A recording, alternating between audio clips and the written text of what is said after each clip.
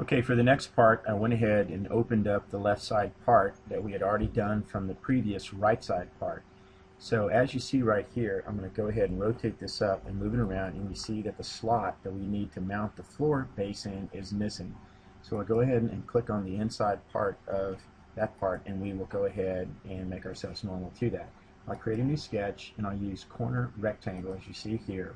I'll come over and make sure that I get to the edge and not click that midpoint, that orange dot. Make sure we're on the dotted orange lines here, and then we'll come up here and click on that one edge. From that, I'll go ahead and then do smart dimensioning off of that one slot, and we'll make it to 1/8 of an inch, 0.125. Once I've done that and accepted it, I'll come in and now zoom up here, and I'll dimension from the bottom of the box itself and go up to that one slot and set it to 3/16, which is 1.875. Go ahead and do that, and when that go ahead and is in there, I'll hit the F key to zoom out, and then I'll rotate slightly, and then I'll zoom up to this edge so I can see my next step. My next step, while I'm still in Sketch, I'm going to go ahead and click on Features and do an extruded cut. Now on this extruded cut, it should come in at 1/8 of an inch because I've previously done this. So it's done at 1/8 of an inch. That's good. If not, you can also come in and key in 1/8 if you're not sure, and that way you can put that in and it'll still come in at 1/8 of an inch, which would be 0.125.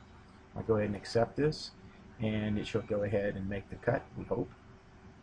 There it is. Okay, so we'll go ahead and do a Control V to rebuild our part, and a Control S to save it, and we'll go ahead and fit this on the screen. And yes, it did go in fine, and that's the part we needed. So now what I'm going to do is I'm going to come over here, and we're going to stop for now, and we're going to check that part. Okay, I've gone ahead and opened up the assembly where I'm testing out the parts and making sure that they mate correctly.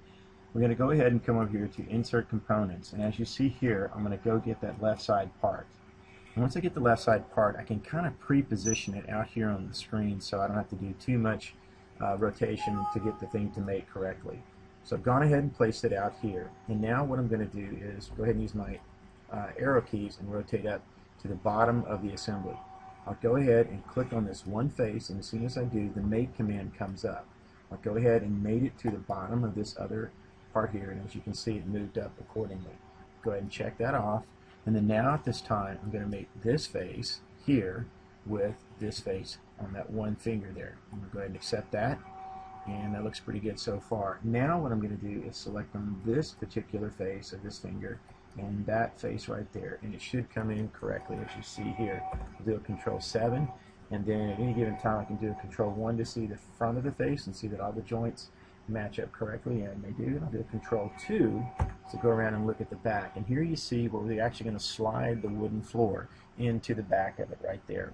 So we'll go ahead and we'll stop now. First of all, let's go ahead and save this file. Go ahead and check off that mate. Do a Control V to rebuild as usual, and a Control S to save, and we'll come back to this in a moment.